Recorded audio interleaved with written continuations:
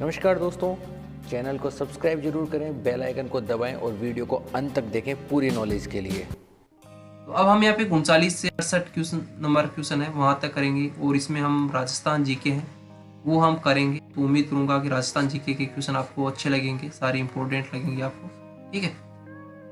लीला मौर्य संस्कार आदिवासियों की किस प्रथा से जुड़ा हुआ है? तो देखिए, लीला मौर्य संस्कार है वो आदिवासियों की प्रथा है और ये कौन से संस्कार से जुड़ा हुआ है? तो ये विवाह से जुड़ा हुआ है, ध्यान रखिएगा। ठीक है, ध्यान रखिएगा। लीला मौर्य संस्कार आदिवासियों की किस प्रथा से जुड़ा हुआ है? विवाह से। संपूर्ण भारत का एकमात्र लोकनाट्य जो दिन में प्रदर्शित किया जाता है, देखिए पूरे भारत का एकमात्र लोकनाट्य है जो दिन में प्रदर्शित किया जाता है। तो पूरे भारत का एकमात्र लोकनाट्य पूरे भारत दिन में प्रदर्शित किया जाता है वो है गौरी नृत्य। नेक्स्ट क्वेश्चन अपना है, वह नृत्य जो बैठकर किया जाता है।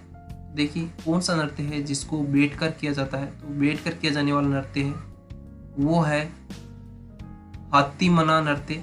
और ये हाथीमने नृत्य है ये विवाह के अवसर पर किया जाता है। ठीक है, विवाह के अवसर पर किया जाता है और भील जनजाति के द्वारा किया जाता है। ये भी जरूर ध्यान रखिएगा। हाथीमना है नृत्य विवाह के अवसर पर किया जाता है, भील जाति द्वारा किया जाता है और ये बैठ कर किया जाता है। वर को जादू टोनों के प्रभाव से बचाए जाने हेतु गाया जाने वाला गीत है। देखिए वर है, उसको जादू टोनों से बचाना है, उसके लिए गाया जाने वाला गीत है वो है कामण नृत्य। कौन सा है? कामण नृत्य। माफ कीजिए, कामण गीत। यहाँ पे वर को जादू टोनों से बचाने के लिए गाए जाने वाले गीत की बात कर रहे हैं तो वो है कामण गीत। नेक्स्ट क्वेश्चन अपना है, मारवाड़ में दामनी क्या है? देखिए जो मारवाड़ है उसमें दामनी आप किसको बोलेंगे? ठीक है, ओढ़नी का एक प्रकार है, सिंचाई करने का औजार है, कलात्मक जूतियां हैं या एक राजस्व कर। तो दामनी है वो एक ओढ़नी का प्रकार होता है। नेक्स्ट क्वेश्चन अपना, गांव गांव खेजड़ी गांव गांव गोगो कावत में जिस संत का संबोधन है वे किस जिले में जन्मे? देखो, गांव गांव खेजड़ी गांव गांव गोगो, तो ये गोगा जी के लिए कहा जा रहा है और ये इनका जन्म हुआ था चूरू में। ठीक है, ध्यान रखेंगे आप। चलिए नेक्स्ट क्वेश्चन, महाभारत व गीत गोविंद चित्र किस शैली में बने? देखिए महाभारत है और जो गीत गोविंद है ये किस शैली के अंदर बने हुए हैं? तो ये बने हुए हैं जयपुर शैली में और ये बने थे सवाई प्रताप सिंह के शासनकाल। सवाई प्रताप सिंह के शासनकाल में बने थे, ध्यान रखिएगा। ठीक है, किस शासक के काल में बने थे? सवाई प्रताप सिंह के शासनकाल। संस्कृत कवि राजशेखर किस दरबार में थे? देखिए संस्कृत कवि जो राजशेखर है वो किसके दरबार में थे? तो सही आंसर इसमें से कौन सा हो जाएगा?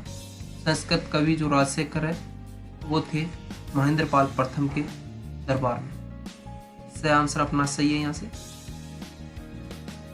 मीनाकारी की कला राजस्थान में सबसे पहले किसके द्वारा लाई गई? देखिए मीनाकारी है उसकी कला है राजस्थान में सबसे पहले लाई गई थी। तो किन के द्वारा लाई गई थी? सभी आप देखोगे ऑप्शन में तो सबसे सही उपयुक्त ऑप्शन है वो आपका होगा मानसिंह प्रथम। नेक्स्ट क्वेश्चन अपना है, बाड़मेर के प्रसिद्ध मलिर प्रिंट कौन से रंगों का प्रयोग होता है? देखिए कई बार पूछा जाता है अजरक प्रिंट और मलिर प्रिंट है वो कहाँ के हैं, प्रसिद्ध है? जो अजरक प्रिंट है और जो मलिर प्रिंट है वो बाड़मेर के प्रसिद्ध है और जो मलिर प्रिंट है इसमें उपयोग है वो किया गया है लाल और कत्थई रंग का। ध्यान रखिएगा, कत्थई और लाल रंग है उसका प्रयोग किया गया है, तो वह आंसर इसमें सही होगा।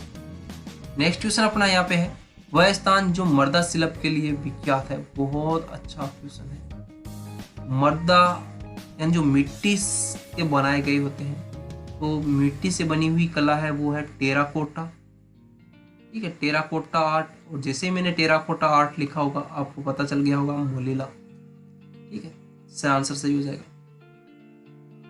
दंगा व मोरखा है, दंगा व मोरखा है। देखिए दंगा और मोरखा क्या है?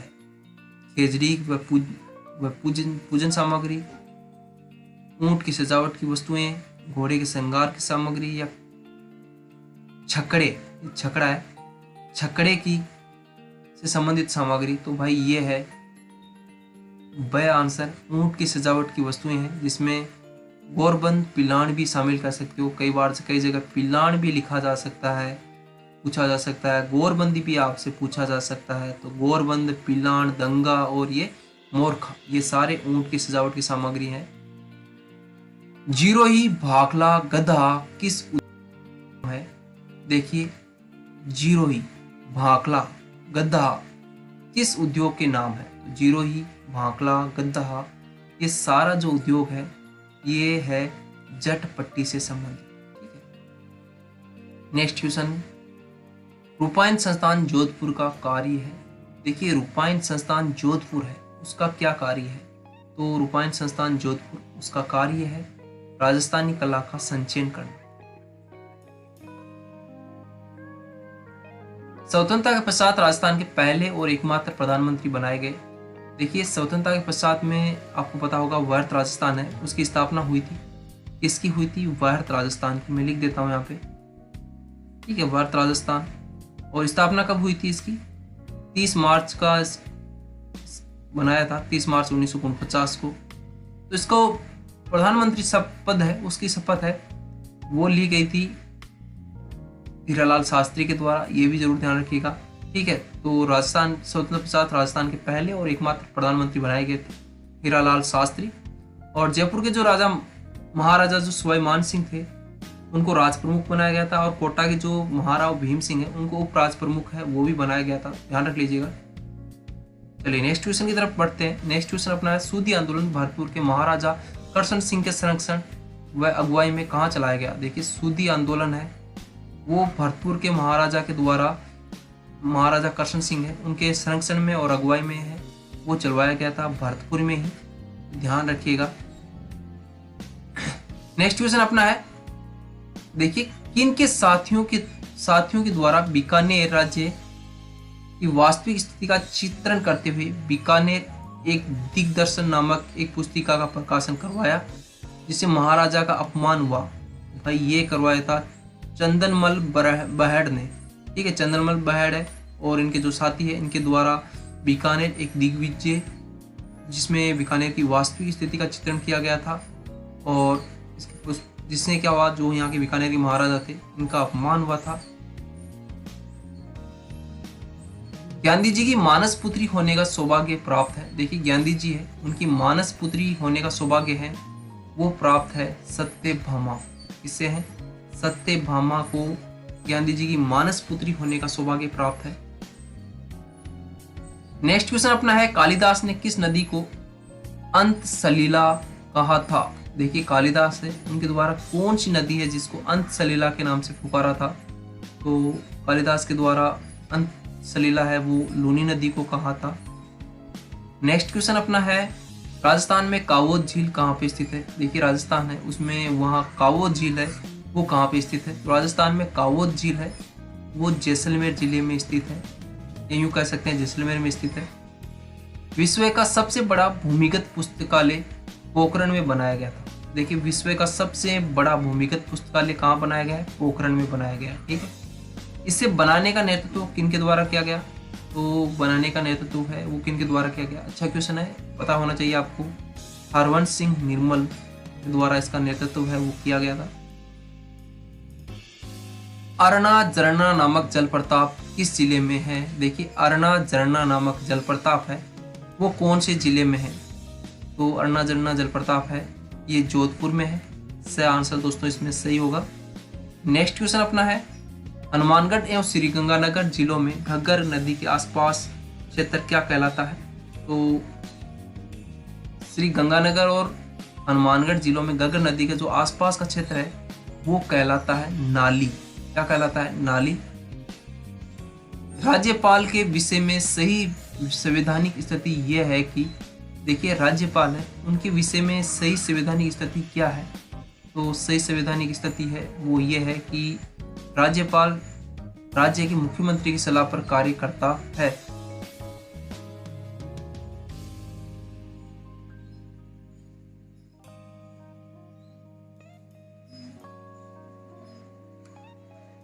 राजस्थान में सूचना का अधिकार प्राप्त करने के लिए आंदोलन की शुरुआत किस स्थान से हुई? देखिए राजस्थान में सूचना का अधिकार जो आरटीआई है वो प्राप्त करने के लिए जो आंदोलन की शुरुआत है वो हुई थी ब्यावर से।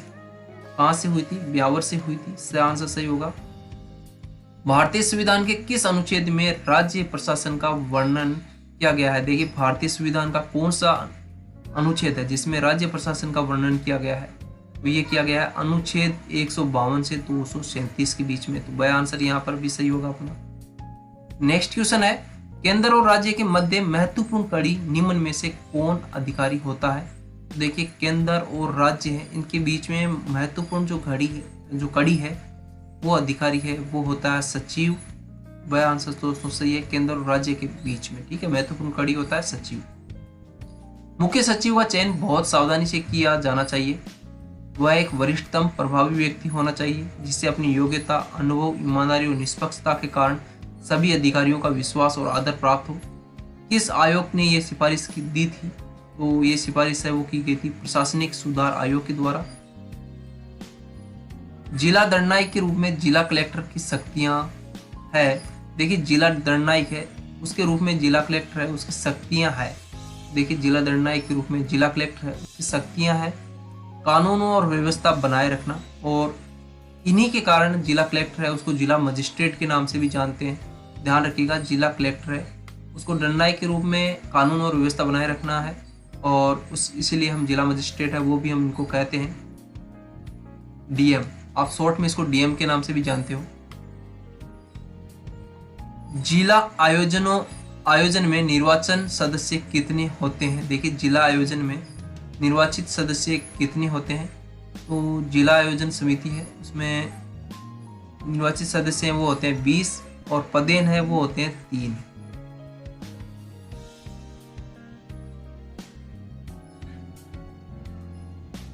तो अब तक हमने ये राजस्थान जीके देखा था। अब हम यहाँ पे हिंदी और इंग्लिश के क्वेश्चन देखेंगे। हिंदी के हम 11 क्वेश्चन लेके आए हैं, और अंग्रेजी है उसके भी हम यहाँ पे 11 क्वेश्चन लेके आए हैं। ठीक है, इस तरह से 22 क्वेश्चन आपके पटवारी के हिसाब से लेके आए हैं। नदी का पर्यायवाची शब्द है, तो देखिए नदी का पर्यायवाची शब्द है वो कौन सा होगा? अगर आप सही ध्यान से पढ़ोगे तो आपको पता है सरिता नदी का पर्यायवाची शब्द होता है। कर्तक का विलोम शब्द है, उसका विलोम शब्द है कर्तक है। उसका विलोम शब्द क्या होता है? उसका उल्टा है वो क्या होता है? तो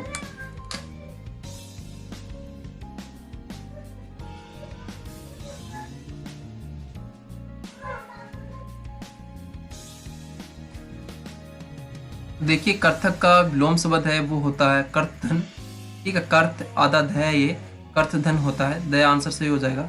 और यार थोड़ा बीच में पीछे बैकग्राउंड में आवाज वॉइस आ रही होगी, बच्चे हैं वो खेल रहे हैं आपस में, तो उस वजह से।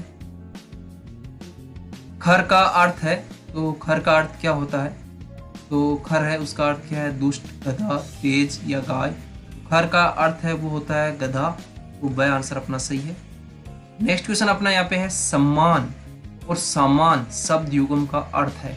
देखिए सामान, इन दोनों में क्या अंतर है? तो देखिए सम्मान है वो होता है त्रय, और सामान है वो होती है सामग्री। तो इस तरह से ए आंसर अपना क्या हो जाएगा? यहाँ पे सही हो जाएगा। ठीक है, अपने लिए किए हुए उपकार को याद रखने वाला।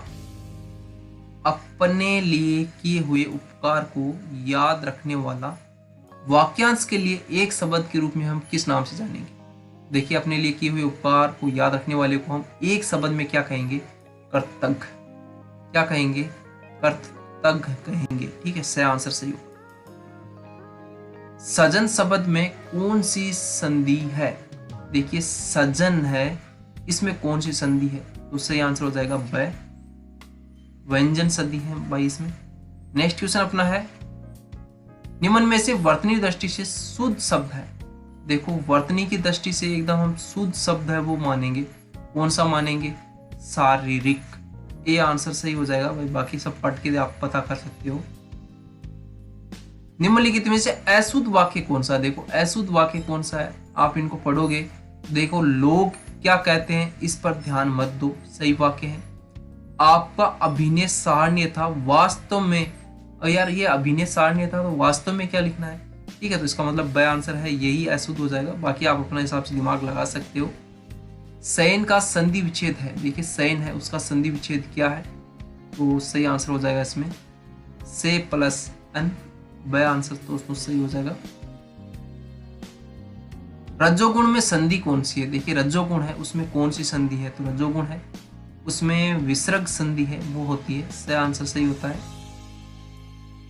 नेक्स्ट क्वेश्चन अपना है, इनमें से कौन सी एक लोकोक्ति है? देखिए इनमें से कौन सी एक लोकोक्ति है, तो हमें इनमें से एक लोकोक्ति है वो बतानी है। फूंक कर चाटना, कंगाली में आटा गीला करना, हाथ पैर मारना या घड़ों पानी पड़ना। इनमें से यार हमें लोकोक्ति बताना है। मुहावरा है, बाकी 3 तो मुहावरे हैं, एक लोकोक्ति है और वो है कंगाली में आटा गीला करना। ब आंसर सही हो जाएगा।